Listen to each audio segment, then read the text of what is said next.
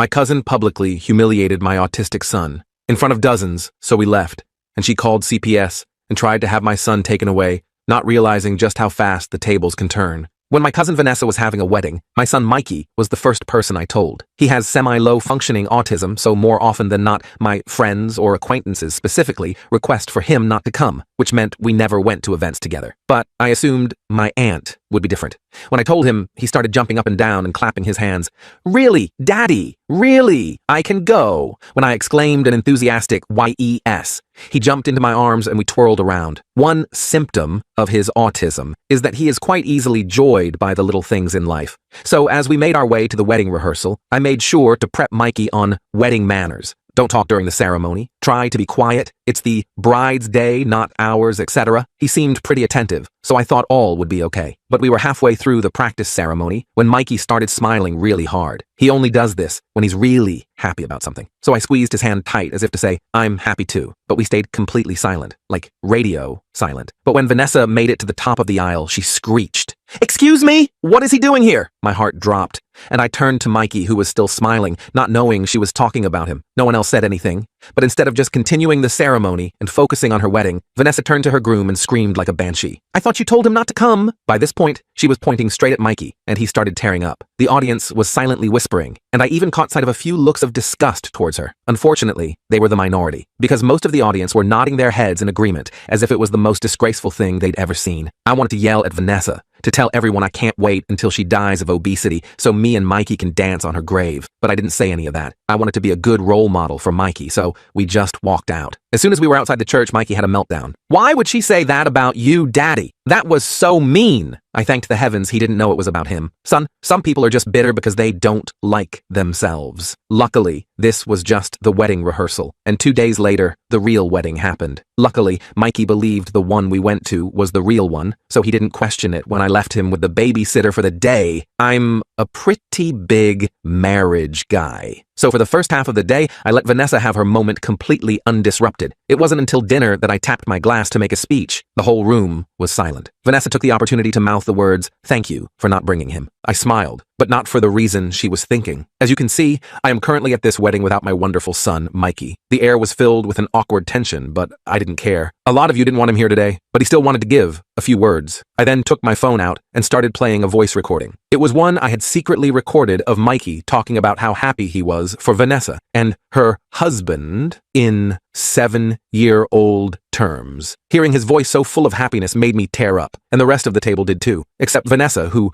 looked so angry I thought she was about to explode. Still, she cheersed with me and the rest of the family. Little did I know, that moment ended up being the calm before the storm, because the next day, not even 24 hours later, there was a knock at the door, and it wasn't Vanessa. Instead, it was CPS. They asked me a few vague questions before barging past me and examining my home. My head was spinning, and I barely understood what was going on. The woman started marking every little thing down on a clipboard. Mikey's mattress, with no bed frame because of overstimulation. Noted. Plastic on the furniture because of Mikey's toilet accidents. Noted. Locks on the cupboards to protect him from sharp objects. All noted. All marked as evidence. I tried to tell her about his autism, but that's when she whispered under her breath, "That's what they all say," before calling her higher up. I assumed this was due to inexperience, since she looked like she just graduated college. When she hung up, she told me they had to do an emergency removal order and were going to place him in the hands of his closest relative. I immediately offered his grandma. The following 72 hours were hell. My stomach was turning, and I felt completely powerless.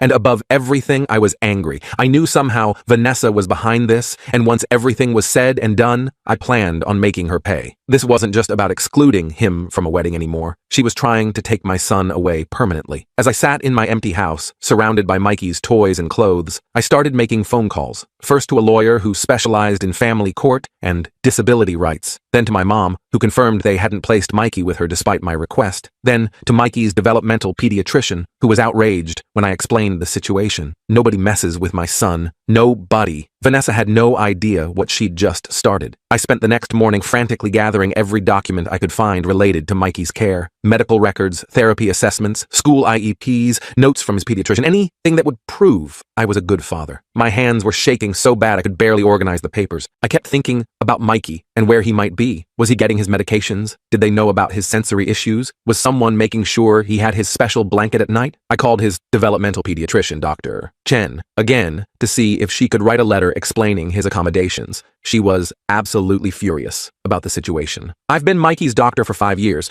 Those accommodations are medically necessary, not neglect. She sounded personally offended. I'll have a letter for you within the hour, and I'm happy to testify if needed. While waiting, I reached out to my neighbor Morgan, who works as a special education teacher. She's known Mikey since he was 4 and has helped me implement a lot of his home strategies. She immediately offered to write a character reference. "This is absolutely ridiculous," she said. "I see you with Mikey every day. You're the most devoted father I know." By noon, I had a small stack of documentation and was on my way to meet with the lawyer I'd called Elizabeth Reyes. She specialized in cases involving children with disabilities and came highly recommended by a parent support group I belonged to. Her office was small, but welcoming, with children's drawings on the walls. Elizabeth was all business, though, taking detailed notes as I explained everything from the wedding invitation to the CPS visit. "So, you believe your niece made this call as retaliation for the recording?" she asked, raising an eyebrow. I nodded. I know it sounds paranoid, but the timing is too perfect. Less than 24 hours after I embarrassed her at her wedding, CPS shows up? Elizabeth didn't look surprised. Unfortunately, false CPS reports as revenge happen more often than you'd think.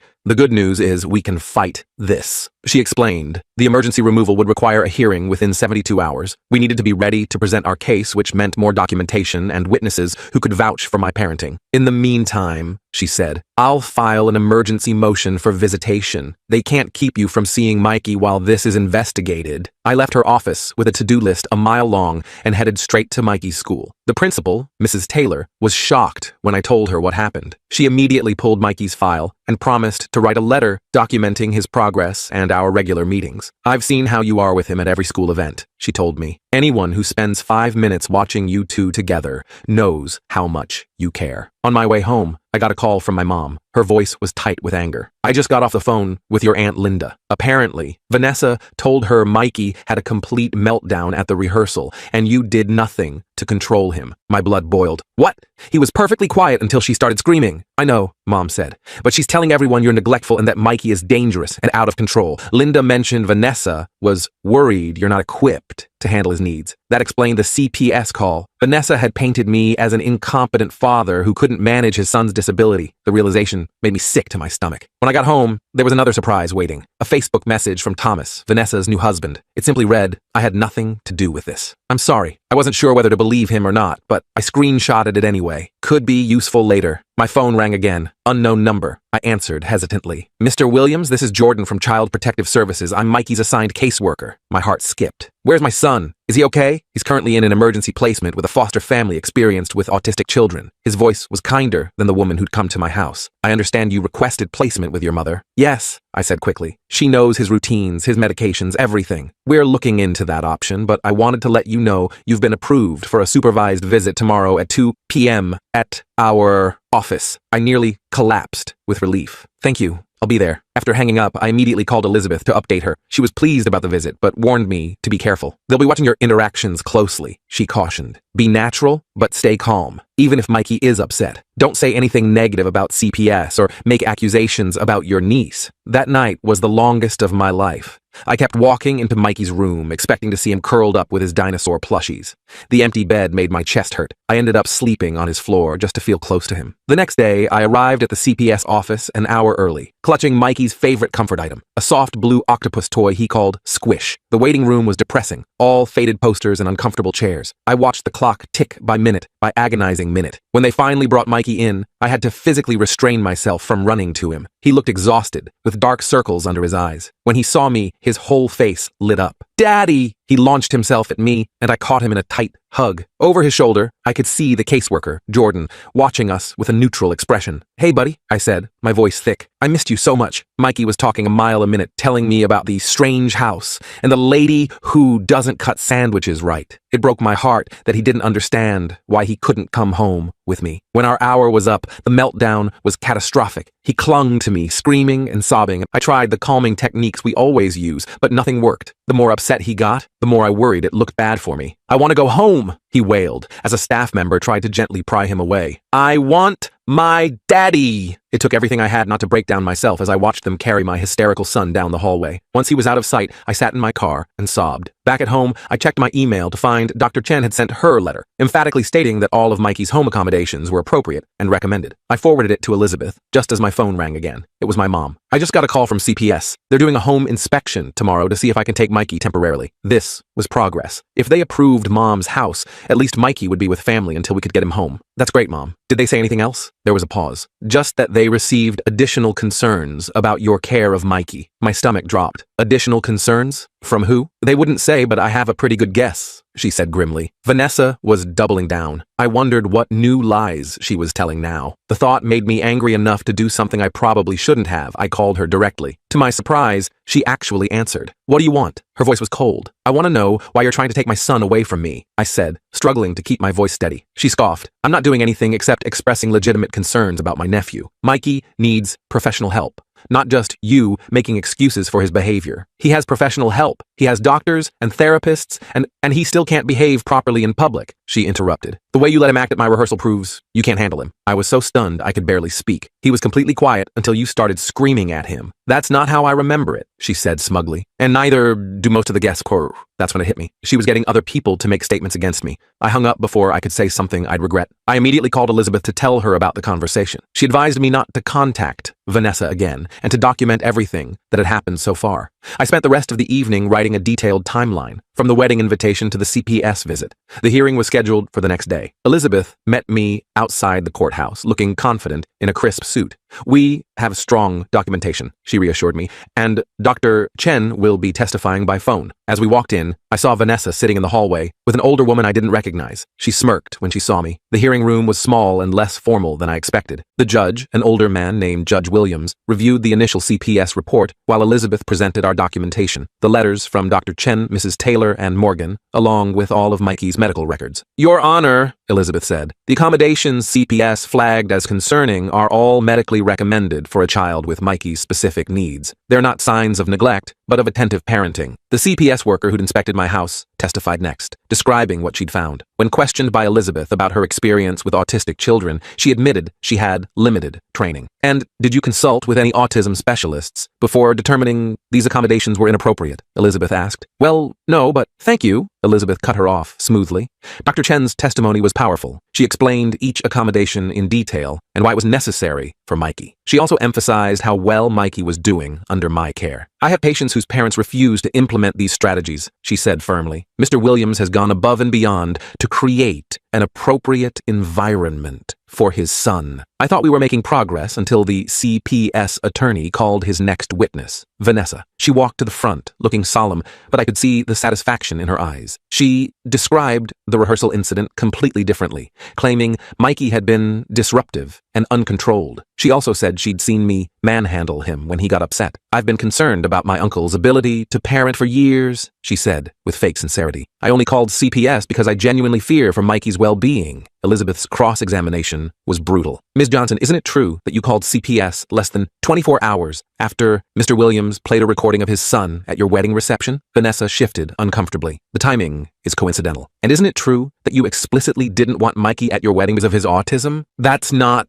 Yes or no, please, Vanessa glared. I wanted an adult-only wedding. Elizabeth smiled slightly. Yet several children were present, correct? Your flower girl, ring bearer, and at least 3 other guest children. Vanessa's face flushed. Those children know how to behave. So it wasn't an adult-only wedding. You specifically didn't want one child, Mikey, because of his disability. The judge was watching Vanessa carefully now. Elizabeth continued her questioning, establishing that Vanessa had rarely interacted with Mikey before the wedding and had no expertise in autism or child development. One final question, Elizabeth said. Did you tell your guests that Mr. Williams shouldn't bring Mikey to the rehearsal? Vanessa hesitated. I might have mentioned it to a few people. So you deliberately excluded a child based on his disability, then called child services when his father brought attention to this discrimination? Objection, the CPS attorney called. Argumentative. Sustained, said the judge, but he was frowning at Vanessa. When it was time for closing statements, Elizabeth emphasized that while Mikey's care might look unusual to someone unfamiliar with autism, everything in my home was designed for his well-being. The only evidence against my client is the testimony of a woman who has demonstrated clear bias against his son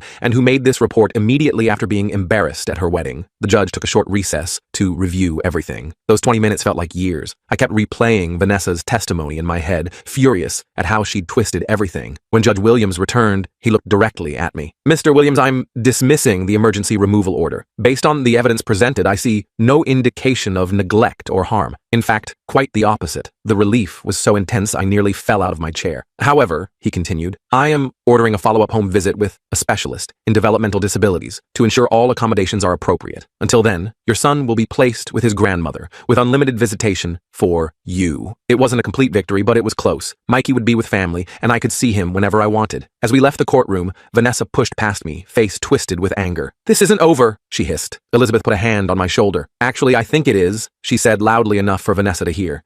And if you make any more false reports, my client will pursue legal action for harassment. I was allowed to pick Mikey up from the foster home that afternoon. The foster mom seemed nice, but admitted he'd been struggling. He's barely slept, she told me gently. He keeps asking for his daddy and his room. When Mikey saw me, he was cautious at first, like he was afraid I'd disappear again. But when I told him we were going to Grandma's house, his whole body relaxed. And you'll be there too? He asked anxiously. Every day, buddy, I promise. On the drive to my mom's, Mikey fell asleep, clutching Squish. I kept glancing at him in the rearview mirror, still not quite believing I had him back. At Mom's house, we set up his temporary room together, trying to make it as familiar as possible. I brought his weighted blanket, his visual schedule board, and some of his favorite books. Mom had already stocked the fridge with his preferred foods. I always knew that girl was trouble, Mom muttered as we worked. Even as a child, she was a bully. I told her about Vanessa's threat as we left court. Mom shook her head. Let her try something, she said fiercely. We're ready for her now. That night, I stayed at Mom's, sleeping on an air mattress next to Mikey's bed. Around midnight, I woke to find him standing next to me, tears streaking his face. What's wrong, buddy? I asked, pulling him close. I had a bad dream, he whispered. The mean lady took me away again. I held him tight, promising no one would ever take him away. Eventually, he fell back asleep in my arms, and I carefully carried him back to bed. The next morning, I got a call from Jordan, the CPS caseworker. The specialist would be doing their home visit at my house the following day. We arranged for Mikey to be there too, so they could observe us in our normal environment. For what it's worth, Jordan said, after reviewing Dr. Chen's letter and the judge's decision, I don't anticipate any issues. I spent the day deep cleaning the house and making sure everything was perfect. Mom helped me organize Mikey's medication chart and therapy schedule to show the specialist. That evening, I got a strange text from an unknown number. Check your email. You need to see this. I opened my email to find a message with no subject line. The attachment was a video file. I clicked play and felt my blood run cold. It was footage from Vanessa's wedding reception, taken by someone at a nearby table. It showed me giving my toast and playing Mikey's recording, but it also captured what happened after, when I thought no one was watching. Vanessa was leaning close to several guests, pointing at me and clearly talking about me. The camera was too far away to catch what she was saying, but her gestures were animated and angry. Then came the decisive moment. She pulled out her phone, typed something, and showed it to the person next to her, who nodded encouragingly. The time stamp on the video was 9:47 p.m. According to my CPS documentation, the initial report was made at 9:52 p.m., 5 minutes later. I immediately forwarded the video to Elizabeth with the message, "Proof Vanessa made the call from the wedding reception." Her response came quickly. "Bingo. Who sent this to you?" I realized I still didn't know. I replied to the unknown number. "Thank you. Who is this?" The response shocked me. "Thomas, Vanessa's husband. I'm sorry about all of this. I tried to stop her. I didn't know what to make of this. Was he genuinely sorry, or was this some kind of trap?" I decided to be cautious. "Why are you helping me?" I texted back. "Because what she's doing is wrong," came the reply. "She's been obsessed with making you pay for humiliating her. She even convinced her bridesmaid to make a false statement to CPS. This was huge." I called Elizabeth and read her the texts. She advised me to ask Thomas if he'd be willing to provide a statement, but not to pressure him. "Be careful," she warned. "If Vanessa finds out he's helping you, it could create an even bigger problem." I texted Thomas again. "Would you be willing to tell the truth to CPS?" The response took almost an hour. "I'll think about it, but Vanessa can't know it was me." The next day was the home visit with the specialist. Dr. Ramirez was nothing like the first CPS worker. She was older, experienced, and immediately got down on Mikey's level to talk to him. She asked him to show her his room, his toys, his schedule board, treating him with respect rather than pity. She spent 2 hours observing us together, asking thoughtful questions about our routines, and watching how Mikey and I interacted. She nodded approvingly when she saw his sensory corner and the picture communication cards we used when he was overwhelmed. "You've created a very supportive environment," she told me as we wrapped up. "My report will reflect that." I felt a weight lifting off my shoulders. We were almost through this nightmare. I just needed her official report, and then Mikey could come home permanently. That evening, I got another text from Thomas. "Vanessa knows someone sent you the video. She's furious. Be careful." Before I could respond, my phone rang. It was Jordan from CPS. "Mr. Williams, I'm calling because we've received another report regarding Mikey." My heart sank. "What now?" The caller claims you've been medicating your son unnecessarily to control his behavior. I couldn't believe it. That's completely false. His medications are all prescribed by Dr. Chen. I have the records to prove it. I understand, Jordan said, sounding tired. Given the circumstances and the judge's previous ruling, we're not taking action on this report.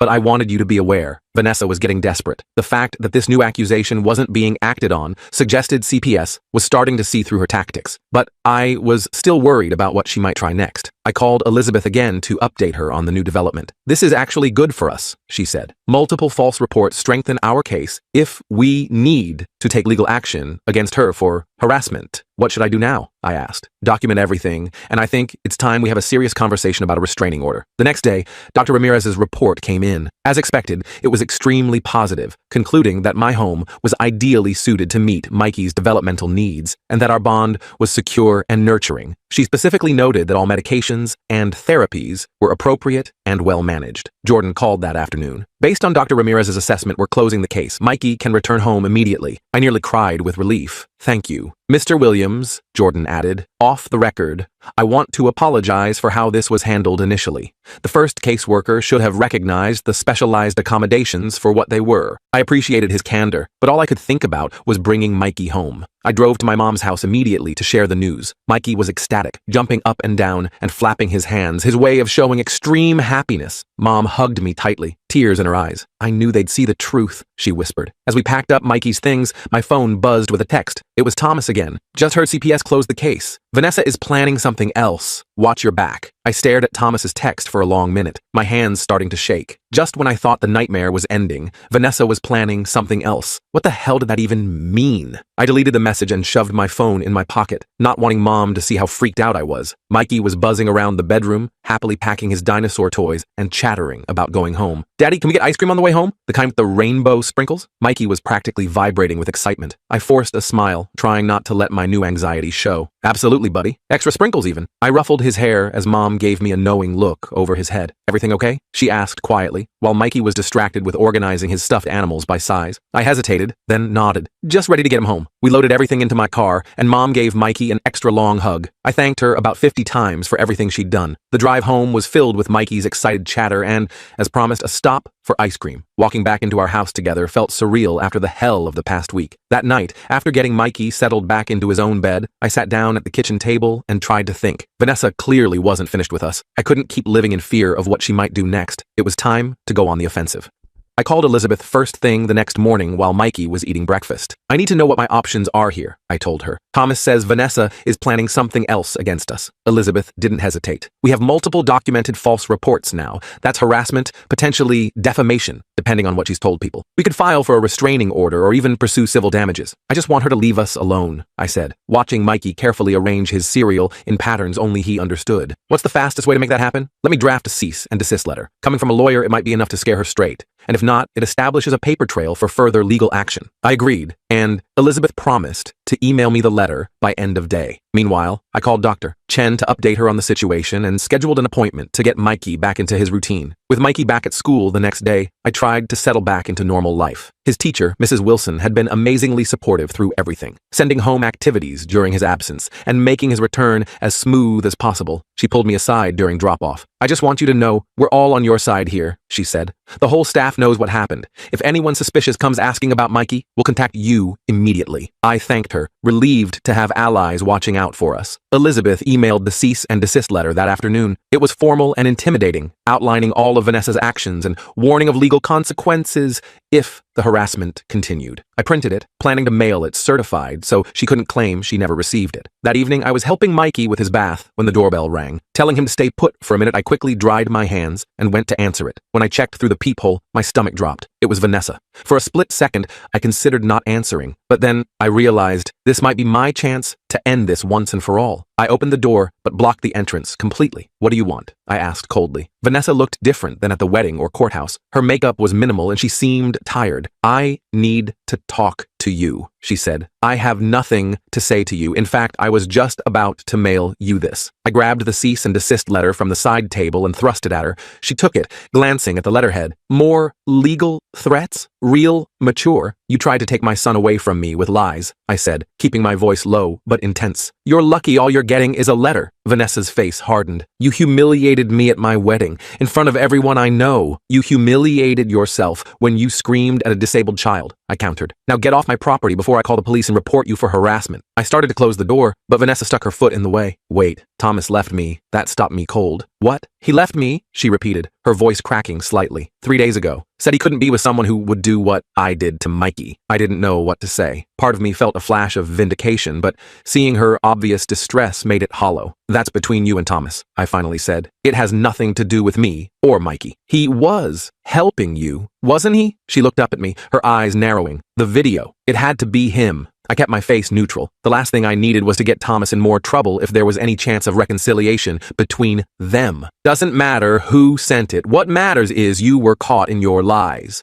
And you need to stop. Now. For good. Vanessa's expression changed, hardening again.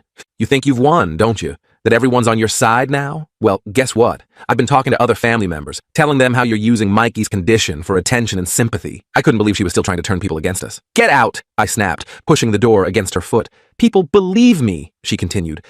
Daddy? Mikey's voice came from behind me. I'm all clean now! I turned to see him standing in the hallway, wet hair sticking up in all directions, wearing his dinosaur pajamas. When he spotted Vanessa, his whole body tensed. It's the mean lady, he whispered loudly, his hands starting to flap anxiously. Vanessa's eyes widened as she looked at Mikey, really looked at him, maybe for the first time. He was starting to rock back and forth, a sure sign of rising anxiety. Buddy, go wait in your room, I said gently. I'll be there in just a minute to read your story. But Mikey didn't move. He was staring at Vanessa with an intensity I rarely saw from him. Then, to my complete surprise, he stepped forward. You were mean to my daddy, he said, his voice wavering but determined. At the fancy party, you yelled and made people sad. Vanessa seemed stunned into silence. Mikey continued, his words coming faster now. I didn't do anything bad. I was quiet like Daddy said, but you were loud and scary. His hands were flapping more intensely, but he kept going. You shouldn't be mean to people. That's what my teacher says. I was frozen, watching my son stand up for himself in a way I'd never seen before. Pride swelled in my chest,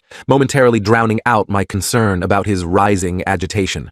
Vanessa looked from Mikey to me, her expression unreadable. Then, without another word, she turned and walked away. I closed the door and immediately went to Mikey, who was now in full stimming mode, rocking and flapping. Hey buddy, that was really brave, I said, guiding him back to his bedroom. I'm so proud of you for using your words. It took longer than usual to get him settled that night. The encounter with Vanessa had triggered his anxiety, and we had to go through his calming routine twice before he was relaxed enough for sleep. As I sat beside his bed, watching him finally drift off, I wondered if Vanessa's unexpected visit was the something else Thomas had warned about, or if there was more coming. The next morning, I got a surprising email from Jordan at CPS. He wanted to meet with me to discuss some new developments. My stomach nodded instantly, but I agreed to see him during Mikey's school hours. Jordan met me at a coffee shop, looking uncomfortable. I wanted to talk to you off the record, he said, after we sat down. We received another report about you yesterday. My hands clenched around my coffee cup. Let me guess. From my niece Vanessa? Jordan shook his head. That's just it. It wasn't from her. It was from someone named Charles Johnson. Claims to be your uncle. I blinked in confusion. I don't have an uncle, Charles. The only Charles in the family is... Realization dawned. That's Vanessa's dad, my mom's brother. Jordan nodded slowly. The accusations are almost identical to your niece's, too similar to be coincidence. She's using her dad to make the reports now, I said, the pieces clicking into place, since she knows you're onto her. Normally, we'd have to investigate any new report, Jordan explained. But given the pattern here, and Dr. Ramirez's recent positive assessment, my supervisor has marked this as potentially malicious. He paused. I shouldn't be telling you this, but I thought you should know what you're dealing with. I thanked him for the heads up, my mind already racing with this new information. When I got home, I called Elizabeth immediately and explained what Jordan had told me. This is actually perfect, she said, sounding almost pleased. And now we can demonstrate a pattern of coordinated harassment. I'd like to amend our cease and desist to include all members of Vanessa's immediate family. While Elizabeth worked on the legal side, I decided it was time to bring in reinforcements of my own. I called my mom and filled her in on everything. Vanessa's visit, Uncle Charles's false report, all of it. Mom was livid. Charles always did whatever his precious daughter wanted, she fumed. But this is beyond the pale. I'm calling a family meeting. I tried to talk her out of it. worried it would only escalate things, but Mom was adamant. This isn't just about you and Mikey anymore. They're dragging the whole family into their vendetta. Everyone needs to know what's really happening. The family meeting was set for Sunday afternoon at my mom's house. I was a nervous wreck leading up to it, especially when Mom told me she'd invited everyone, including Vanessa and her parents. I arranged for Mikey to have a play date with his friend from therapy so he wouldn't have to deal with the stress. When Sunday arrived, I was surprised by how many people showed up. Aunts, uncles, cousins. I hadn't seen in years. Apparently the family drama had piqued everyone's interest. Vanessa came with her parents, her face a mask of composure that slipped when she saw how many people were there. Mom took charge immediately. I called you all here because there's been a campaign of harassment against my son and grandson, she announced once everyone was seated, and it's coming from inside this family. You could hear a pin drop. Mom laid out everything chronologically. The wedding incident, the CPS calls, the false accusations. She had printed copies of Dr. Ramirez's report and the cease and desist letter, which she passed around. And now, she finished, staring directly at Uncle Charles. We have reason to believe others are making false reports to continue this harassment. Uncle Charles turned red. I was just concerned about the boy. You've seen Mike exactly twice in the past 3 years, Mom cut in. Both times at family gatherings that you left early. You have no idea what he needs. Aunt Linda, another of Mom's siblings, spoke up. Vanessa told us Mikey was out of control at the wedding rehearsal, that he was screaming and disrupting everything. That's a lie, I said firmly. Mikey didn't make a sound until Vanessa started screaming at him. Ask anyone who was actually watching. To my surprise, one of Vanessa's bridesmaids cleared her throat. He's right, she said, not quite meeting Vanessa's furious gaze. The little boy was just sitting there smiling. Vanessa was the one who flipped out. You beach, Vanessa hissed at her former friend. After everything I did for you, enough. It was Thomas, standing in the doorway. I hadn't even known he was coming. Enough lies, Vanessa. The room went silent again as Thomas walked in and stood next to me. I've watched this go on too long, he said. First the wedding, then convincing Jenna to make that false statement to CPS.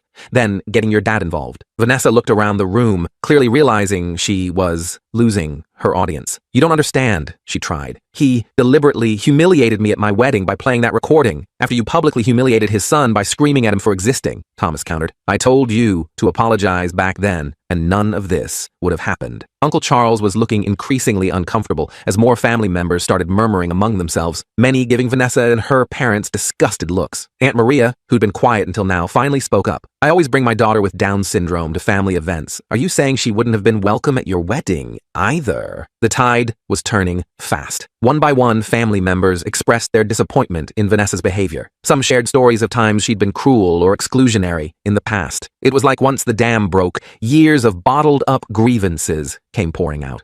Finally, Uncle Charles stood up. This meeting is over, he announced shakily. Vanessa, Linda, we're leaving. But before they could go, my mom stepped in front of the door. Not until I make something perfectly clear, she said. If any of you make another false report, contact CPS, or spread lies about my son or grandson again, I will personally make sure every person in this family knows exactly what kind of people you are. And we will pursue every legal option available to us. The room erupted in supportive agreements. Vanessa looked around at the unified front against her and finally seemed to understand she'd lost. Without another word, she pushed past my mom and left, her parents hurrying after her. Thomas stayed behind. I'm sorry I didn't stand up to her sooner, he told me. I kept hoping she'd come to her senses. I nodded, still processing everything that had just happened. Thank you for coming today. It made a difference. In the days that followed, the family rallied around us in ways I never expected. Aunt Maria invited Mikey for a play date with her daughter. Uncle James, who I'd barely spoken to in years, called to ask if Mikey might like to try fishing at his lake house. It was like Vanessa's attempts to isolate us had backfired completely. Elizabeth called a week later with good news. We've received formal written agreements from Vanessa, Charles, and Linda that they will cease all communication about you and Mikey, direct or indirect. They've acknowledged that any further false reports will result in immediate legal action. So it's really over? I asked, hardly daring to believe it. It looks that way, she confirmed. How are you and Mikey doing? I glanced out the window where Mikey was playing in the backyard, carefully examining bugs with a magnifying glass, completely in his element. We're doing great, actually, better than before all this happened. And we were. The whole ordeal had been terrifying, but something unexpected had come from it. For the first time, Mikey was truly included in the family. People who'd previously made excuses not to interact with him were now making efforts to learn about autism and accommodate his needs. 2 months later, we attended a family barbecue at my cousin William's house. Mikey was nervous at first, clutching my hand as we approached the crowd, but then Aunt Maria's daughter spotted him and ran over, grabbing his free hand. Come see the sprinkler. It's super splashy, she exclaimed. And after a questioning look at me and my encouraging nod, Mikey let himself be led away. I watched him playing with the other kids, his happy flapping, drawing, curious curious but kind questions from his cousins rather than stares or whispers. Someone handed me a beer, and I turned to see Thomas. He seems to be having a good time, he observed, nodding toward Mikey. Yeah, I said, feeling a deep contentment I hadn't experienced in a long time. He really is.